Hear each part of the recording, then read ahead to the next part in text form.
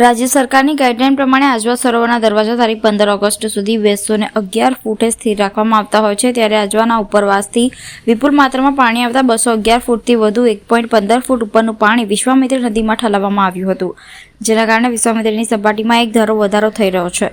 હજુ આવતા 3 કલાકમાં વિશ્વામિત્રી નદીના સપાટીના જળસ્તર વધે તેવું અનુમાન બંધાઈ રહ્યું છે. આ વચ્ચે સવારે 11 કલાકે આજવા સરોવરના તમામ 62 દરવાજા 212 ફૂટની સપાટીએ ઉપર લઈ જઈ સ્થિર કરવામાં આવ્યા છે, જેથી આજવામાંથી થતું પાણીનું ઓવરફ્લો બંધ થઈ ગયું છે. વડોદરા શહેરની સાથે ગતરોજ આજવાના ઉપરવાસમાં પણ ખૂબ વરસાદ ખાબક્યો હતો, જેના કારણે આજવા સરોવરની સપાટીમાં ઝડપભેર 3 ફૂટથી વધુનો વધારો થયો હતો. આજવાની સપાટી 212.15 ફૂટ પહોંચતા રાજ્ય સરકારની ગાઈડલાઈન પ્રમાણે આજવાના 62 દરવાજા જે 211 ફૂટે સ્થિર કરવામાં આવતા હતા, તેમાં વધારાનું પાણી વિશ્વામિત્રી નદીમાં વહી રહ્યું છે. તેના કારણે વિશ્વામિત્રીની સપાટીમાં ઝડપભેર વધારો થઈ રહ્યો છે. રાજ્ય સરકારના નિયમ પ્રમાણે તારીખ 15 ઓગસ્ટ સુધી આજવા સરોવરના દરવાજા 211 ફૂટે સ્થિર રાખવા અનિવાર્ય છે. તમામ પરિસ્થિતિના કારણે આજવા સરોવરથી વડોદરા શહેર સુધી આવતા અને ત્યાર પછીના આગળના તમામ અસરગ્રસ્ત તાલુકાઓમાં નીચાણવાળા વિસ્તારમાં સંપૂર્ણ જળબંબાકાર થઈ ગયા છે. નીચાણવાળા વિસ્તારમાં પાણી ભરાઈ જતાં લોકોની ઘર વખરીને ખૂબ નુકસાન થવા પામ્યું છે. ત્યારે આ વચ્ચે હજુ આગામી 3 કલાક વિશ્વામિત્રી નદીના જળસ્તરમાં વધારો નોંધાય તેવું અનુમાન છે. આ તમામ પરિસ્થિતિ વચ્ચે જો વિશ્વામિત્રીમાં પાણીનું જળસ્તર વધે તો મંગલ પાંડે વુડા સર્કલ પાસેનો નરહરી હોસ્પિટલ, કાલાઘોડા અને મુજમહુડા ખાતે આવેલા વિશ્વામિત્રી નદી પરના બ્રિજ પરનો વાહન વ્યવહાર બંધ કરવામાં આવી શકે છે. આ વચ્ચે સમા રોડ ખાતે આવેલા સિદ્ધાર્થ બંગલો પાસેનો નાનો બ્રિજ વાહન વ્યવહાર માટે બંધ કરી દેવામાં આવ્યો છે. જોકે બીજી તરફ તંત્રએ તકેદારીના ભાગરૂપે નીચાણવાળા તમામ બ્રિજ પર પોલીસી ટુકડીઓ ગોઠવી દીધી છે. તો જોવા મળે પ્રમાણે સવારથી વિશ્વામિત્રી નદીની જળ સપાટી જોવા માટે અનેક શહેરીજનો વિવિધ બ્રિજ ખાતે ઉમટી પડ્યા હતા. હાલ આજવા સરોવરના ઉપરવાસમાં વરસાદ અંગે બેવડા સમાચાર સાંભળી રહ્યા છે.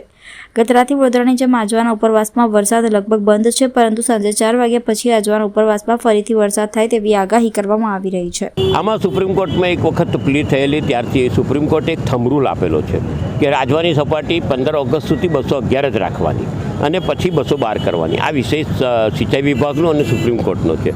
એટલે 211થી વધારે પાણીનો ફ્લો થતાં અને ત્યાંથી નિકાસ કરવામાં આવ્યો છે. ને એ પાણીના દરવાજા આપણા 62 દરવાજા 64 દરવાજા ખોલવામાં આવ્યા એટલે અહીંયા પાણીનો ફ્લો દેખાય છે. ને નીચાણવાળા વિસ્તારોને ભયજનક પરિસ્થિતિ, કારણ કે ઘણા બધા વિસ્તારો આપણે ત્યાં એવા છે, અડાનિયા પુલ છે કે એકતાનગર છે કે ઘણા બધા વિસ્તારો કે જે લોકો રહે છે જ પટમાં નદીના, અને નદીના પટમાં આપણે ત્યાં ઘણા બધા અવરોધો છે, ઇલીગલ કન્સ્ટ્રક્શન બી છે.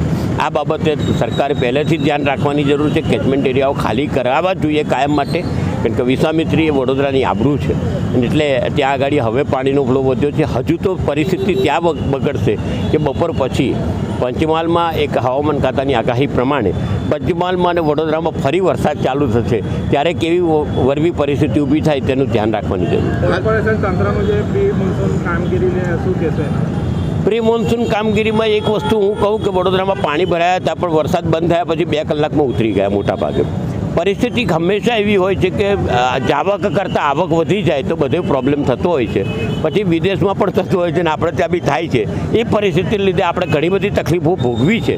હું ઘણી જગ્યાએ કોર્પોરેશન ફેલ છે, દાખલા તરીકે રેલવેનું નાડું તરત ભરાઈ જાય છે, એ ફેલ છે, ત્યાં ફેલ છે. બાકી મોટાભાગે સારું કવરઅપ કર્યું છે એવું હું કહી શકું છું.